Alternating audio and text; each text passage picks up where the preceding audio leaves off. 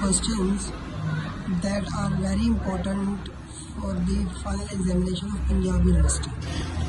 So today I'm going to tell you I guess 25 questions which will be important, considered important for your end term examination. Okay, so this is a very important lecture. Pay attention. 25 सवाल है, मैं आपको ये बताऊंगा. ये questions आपने ये question prepare करने हैं. इंशाल्लाह आपको यूनिवर्सिटी एग्जामिनेशन जो है वो क्लियर हो जाएगा. मैंने डिस्क्रिप्टिवली क्वेश्चंस लिखे हैं, साथ उसका चैप्टर भी लिखा है ताकि आपको ढूंढने में आसानी ना हो, क्योंकि आप लोग माशाल्लाह बहुत ज़्यादा पढ़ते हैं, इतनी आप पढ़ाई करते हैं आपको तो आपके फिंगर टिप्स में होंगी बुक. लेकिन मैंने कहा फिर भी आप लोगों को तकलीफ ना करनी पड़े ना, बुक्स तो आपको यूज़ होंगी माशाल्लाह, तो आपको ढूंढना ना पड़े क्वेश्चंस. ठीक है, तो स्टार्ट करते हैं क्वेश्चन नंबर 1 से. क्वेश्चन नंबर 1 जो है ये चैप्टर नंबर 1 से लिया गया है. स्टेप्स या essential for establishing a new business. सही है, तो ये है चैप्टर नंबर 1 से. क्या मतलब है इसका कि वो कौन से स्टेप्स हैं, ये वो एसेंशियल जो स्टेब्लिशिंग अ न्यू बिजनेस क्या होते हैं. व्हाट स्टेप्स या what are the essential for establishing a new business. आपके सारे क्वेश्चन जो 20 मार्क्स के होंगे, तो ये उसी की एक चेन है. ठीक है, तो आपने ये चीज़ में रखनी है.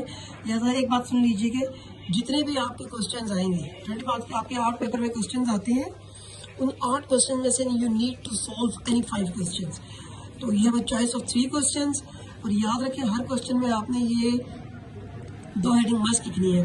पहली हेडिंग जो होगी वो होगी इंट्रोडक्शन की, दूसरी हेडिंग आपने देनी है डेफिनेशन की. और डेफिनेशन में कम से कम 2 डेफिनेशन लिखनी है. एक डेफिनेशन तो आपने किसी ऑथर की लिखनी है जिसको लेबल डेफिनेशन कहते हैं. आपने उसका नाम भी लिखना है उस बंदे का जिसकी वो डेफिनेशन आप लिखेंगे. आप क्या करेंगे, सेंटर में हेडिंग देंगे. जैसे क्वेश्चन आ गया what are the essential for establishing a new business, आप यहाँ पे लिखेंगे क्वेश्चन नंबर 1. सेंट्रलाइज हेडिंग देंगे स्टेप्स या essential for establishing a new business. यहाँ पे इंट्रोडक्शन की हेडिंग देंगे, 4-5 लाइनें आपने इंट्रोडक्शन की लिखनी है, जर्नल. फिर आपने सेंट्रलाइज हेडिंग देनी है डेफिनेशन की. तो फिर पूरे पेज के सेंटर में इन्वर्टेड कॉमर्स में आपने वो डेफिनेशन लिखनी है. और उसके एंड पे यहाँ पे मार्कर्स है, उस बंदे का नाम लिखना है जिस बंदे की वो डेफिनेशन है. फिर एक और हेडिंग देंगे सिंपल डेफिनेशन.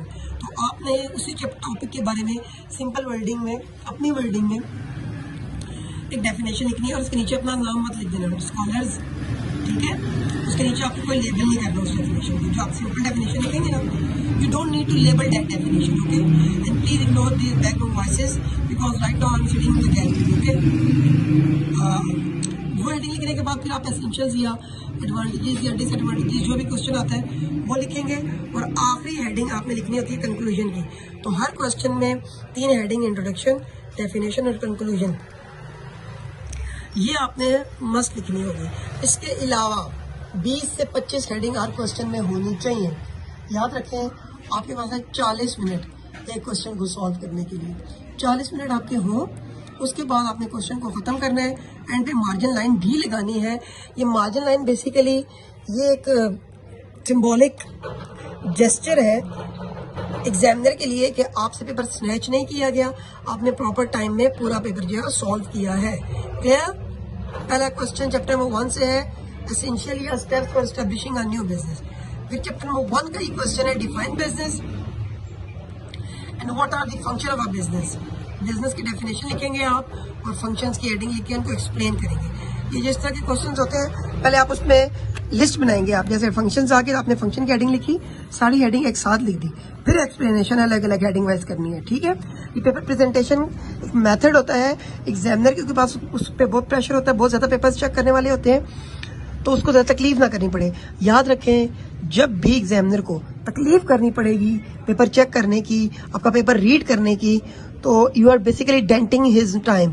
तो जब आप उसका टाइम डेंट करेंगे तो डेफिनेटली वो आपको चार्ज करेगा, आपको पिनलाइज करेगा. ठीक है, तो इसलिए कोशिश करें, always try, never ever welcome your examiner to come and read your paper. इसलिए कटिंग बिल्कुल मत करें, क्योंकि जब वो एक ओवरव्यू देख रहा होता है ना पेपर में, जहाँ पे कटिंग होती है वो पॉइंट सामने हाईलाइट हुआ होता है एक तरह से, तो फौरन उस पॉइंट पे आता है. कटिंग का मतलब है कि आप भूले हो तो इसका मतलब आपको प्रॉपरली तैयार नहीं है, तो वो फिर आपके मार्क्स को डेंट कर देगा. इसलिए कटिंग बिल्कुल मत करें और कोशिश करें कि हर क्वेश्चन में, हर हेडिंग में 4 से 5 वर्ड्स होते हैं जो उसकी जान होती है, सारी क्रक्स होते हैं, वही वर्ड्स जो आप हाईलाइट करके लिख दें, मार्कर से लिख दें, ताकि उसको वो पढ़ना ना पड़े पूरा पैराग्राफ।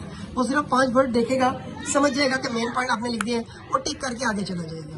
जब वो आपका एग्जामिनर पढ़ेगा पेपर आपका, तब तक मतलब आप उसको इन्वाइट कर रहे हैं कि आओ भाई मेरी गलती निकालो और मार्क्स काटो, ठीक है। Define business, what are the functions of a business. Next question भी चैप्टर 1 से है। Define businessman, what are the qualities of a good businessman. Qualities of good businessman chapter 1 से। ये 3 क्वेश्चन आपके चैप्टर 1 से। फिर बात करेंगे चैप्टर नंबर 2 की, definition, define industry, explain its types. Industry, उसकी टाइप्स डिफाइन करनी है, प्राइमरी और सेकेंडरी है, फिर आगे प्राइमरी की भी टाइप्स है, सेकेंडरी की भी टाइप्स है, वो भी डिफाइन करनी है। चैप्टर नंबर 2 का पहला क्वेश्चन है। फिर define commerce, obstacles of and advantages of commerce. Commerce की डेफिनेशन लिखेंगे, 5 ऑब्स्टिकल है वो लिखेंगे और ये एडवांटेजेस है वो लिखेंगे, एक्सप्लेन करेंगे। क्वेश्चन नंबर 3, ये भी चैप्टर नंबर 2 से है। ट्रेड, डिफरेंस ट्रेड, कॉमर्स और इंडस्ट्री में है। डिफरेंस है सेंट्रलाइज हेडिंग करके, ट्रेड, कॉमर्स, इंडस्ट्री। यहाँ पे पहला हेडिंग डेफिनेशन, तीनों की डेफिनेशन, स्टेटस और इस तरह 3 मतलब सेंटर में लाइन लगा के आपने लिख रहे हैं। ये भी चैप्टर नंबर 2 का है। अब चैप्टर नंबर 2 से भी 3 है, 1 से भी 3 है, तो यहाँ तक आपके 6 क्वेश्चन हो गए। क्वेश्चन नंबर 7 जो है ये आपका चैप्टर नंबर 4 में से है। सोल ट्रेडरशिप की डेफिनेशन, उसके एडवांटेजेस, डिसएडवांटेजेस। वो यूँ भी पूछ सकता है, what one man business, one man show, one man army is the best business, explain. तो भी आपने सोल ट्रेडरशिप, डेफिनेशन और एडवांटेजेस लिखने हैं सिर्फ, क्योंकि वो आप बात कर रहे हैं कि one man business is the best business, तो आपने वो चीज को एक्सप्लेन करना है। फिर डिसएडवांटेजेस नहीं लिखने, और अगर ये आता है कि एडवांटेजेस डिसएडवांटेजेस दोनों मांगते हैं तो फिर तो लिखने हैं। लेकिन अगर वो ये कह देता है कि explain and elaborate how one man business is best, तो आप सिर्फ एडवांटेजेस लिखेंगे डेफिनेशन के बाद। या what are the limitations of one man business, तो आप डेफिनेशन लिखे सिर्फ डिसएडवांटेजेस लिखेंगे, ठीक है। Limitation in disadvantages. चैप्टर 4 ये देखें, ये मैंने एक नोट लिखा हुआ है। If question appears one man control is the best, explain, तो राइट ओनली मेरिट्स, तो फिर आपने सिर्फ मेरिट लिखने हैं। क्वेश्चन नंबर 4 से 7 क्वेश्चन आपके होंगे, ठीक है। Excuse me, yes. फिर भी क्वेश्चन नंबर 8 है, define partnership, merits and demerits of partnership. Chapter number 5 में से है क्वेश्चन नंबर 8 आपका, merits and demerits of partnership. फिर define partnership deed, its content. Chapter 5 में से ये पार्टनरशिप डीड वाला क्वेश्चन, उसकी डेफिनेशन और उसके कंटेंट।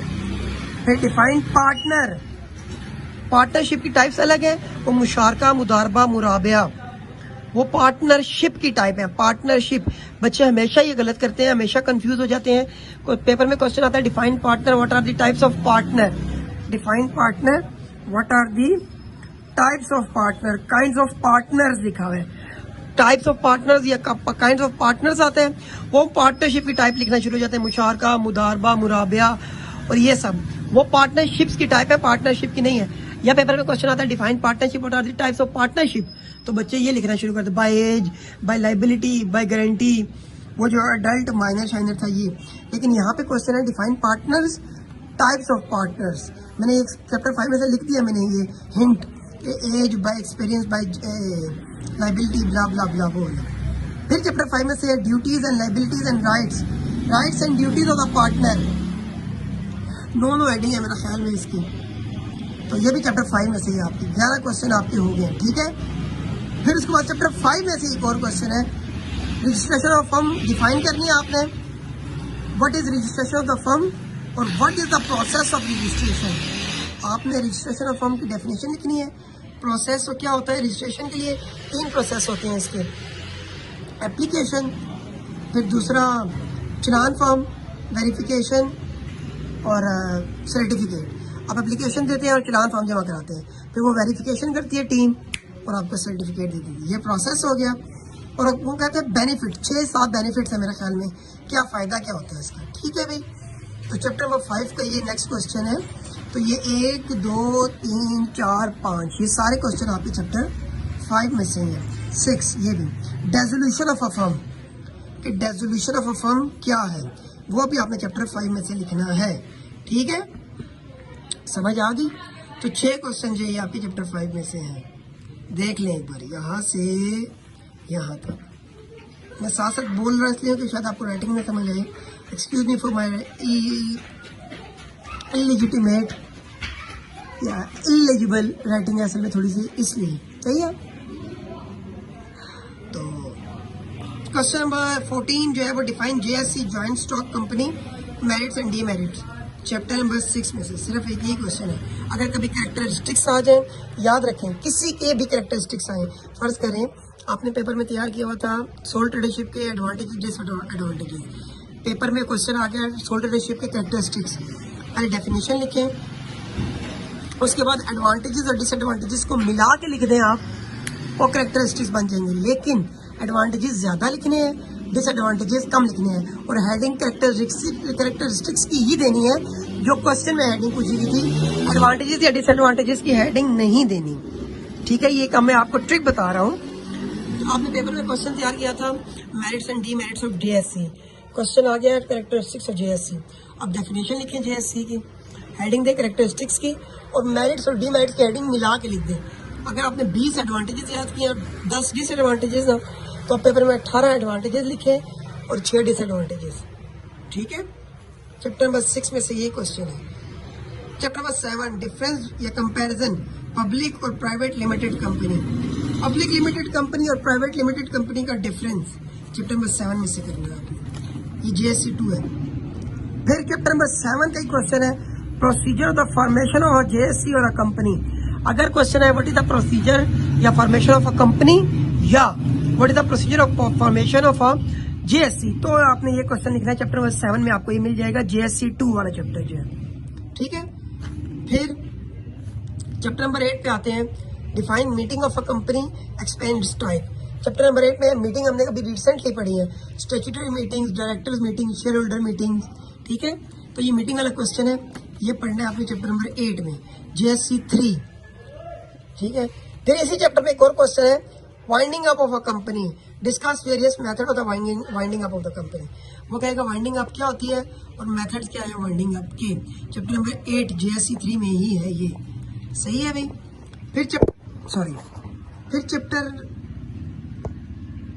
फिर आते हैं चैप्टर नंबर 9 पे, define cooperative organisation, state its principles and feature of cooperative society.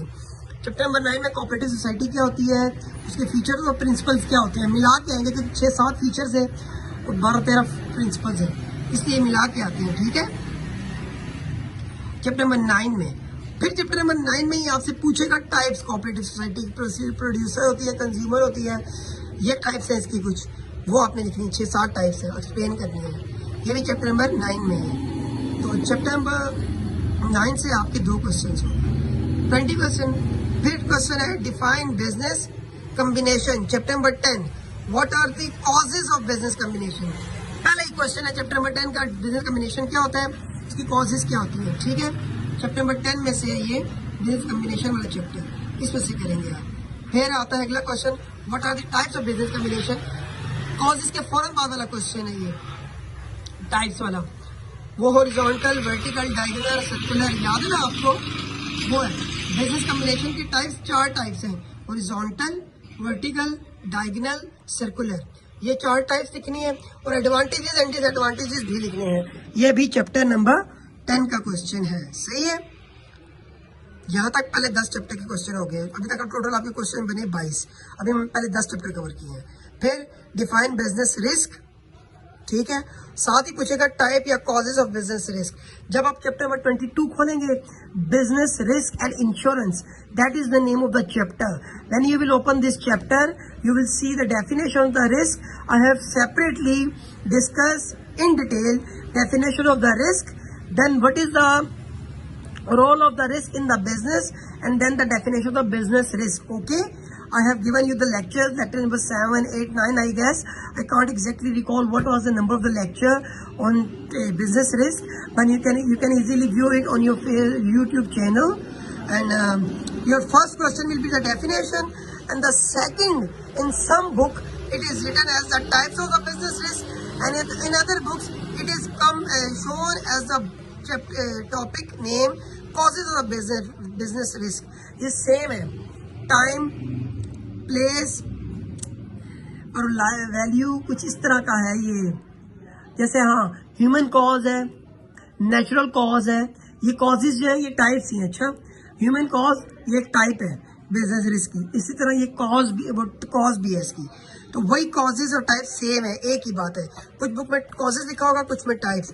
मैंने जिस बुक से ये बनाया सब, तो इसमें मेरे पास कॉजेज था, लेकिन ये टाइप्स ही हैं। आप यूँ लिखेंगे ये question, define business risk, types and causes of business risk, also state insurance and its principle. Question ये एक साथ आता है। बिजनेस रिस्क क्या होता है, इसकी कॉजेज क्या होते हैं? 4 कॉजेज हैं टोटल। डेफिनेशन लिख के रिस्क की 4 कॉजेज में वो लिखनी है 5, और उसके बाद इंश्योरेंस की डेफिनेशन लिखनी है, उसके प्रिंसिपल्स या फीचर्स या एसेंशियल, एक ही बात है। इंश्योरेंस, उसके प्रिंसिपल्स या फीचर्स, ये एक ही बात होगी। बिजनेस रिस्क की डेफिनेशन, उसकी कॉजेज, बिजनेस रिस्क उसकी डेफिनेशन, उसकी कॉजेज, वो फ्रिज से निकाल लीजिएगा। बिजनेस रिस्क, उसकी डेफिनेशन, उसकी कॉजेज, साथ इंश्योरेंस या उसकी टाइप्स, टाइप्स नहीं, इंश्योरेंस, उसके प्रिंसिपल्स, फीचर्स या एसेंशियल्स, एक ही बात है, वो भी एक साथ। Chapter number 22।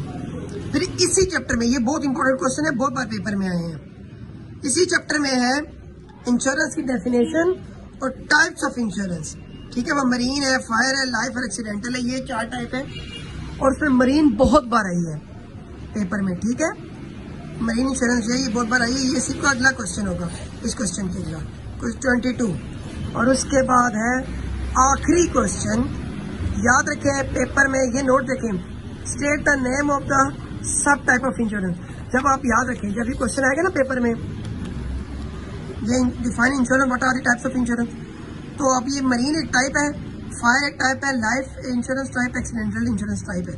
लेकिन जब आप मरीन इंश्योरेंस पढ़ेंगे ना, तो इसके अंदर मजीद इसकी 4 से 5 टाइप्स हैं। अगर तो पेपर में क्वेश्चन आता है define insurance, what are the types of insurance, तो आप इसको डिफाइन करेंगे, इनको पूरा एक्सप्लेन करेंगे। मरीन का पूरा एक्सप्लेन किया। जब मरीन की टाइप्स की बात आएगी, आपने सिर्फ नाम लिखने हैं उनके। फिर फायर एक्सप्लेन करनी है, उसके नाम टाइप्स की। लाइफ इंश्योरेंस एक्सप्लेन करनी है, उसके टाइप्स के नाम। और एक्सीडेंटल इंश्योरेंस एक्सप्लेन करनी है, उसके टाइप्स के नाम। हाँ, अगर पेपर में क्वेश्चन ये होता है define insurance, right a note on marine insurance, तो इंश्योरेंस को डिफाइन करने के बाद आपने मरीन इंश्योरेंस भी लिखनी है, एक्सप्लेन करनी है, और उसके टाइप्स भी एक्सप्लेन करनी है। ठीक है, हाँ। और ये मरीन बहुत बार आया है, यहाँ पे मैंने नोट लीजिए लिखा हुआ है, क्या मतलब है, नो एक्सप्लेनेशन।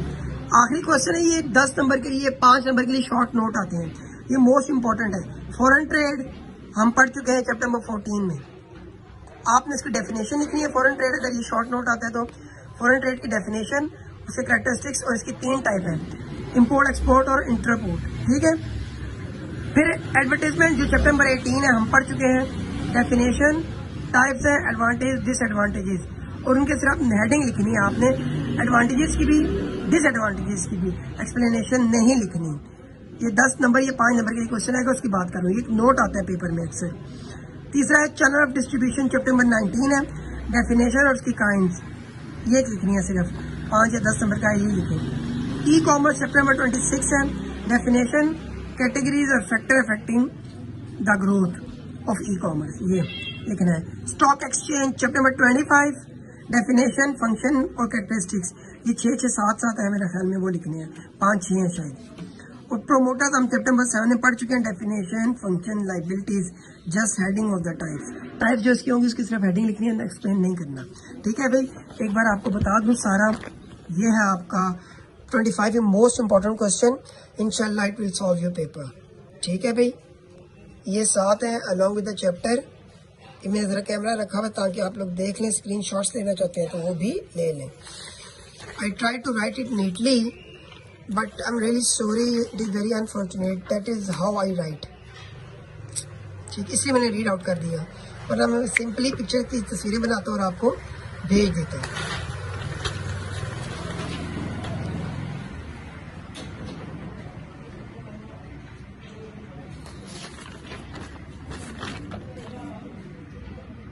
ठीक है भाई, and we note we give you best and best of luck. Regards, and I hope you all clear the examination, final examination of the Punjab University, and I wish I will never ever see you in ADP part 1 again as a supplementary students. Inshallah, hope to see you in the part 2 as an auditing students. Okay, I'll be teaching you auditing inshallah, God willing. And till then, tie your bags and give your best, and be very honest to yourself, be sincere to yourself and to your parents, and don't try to deceive and cheat, and study well. Inshallah, फिर मिलेंगे. अल्लाह हाफिज़.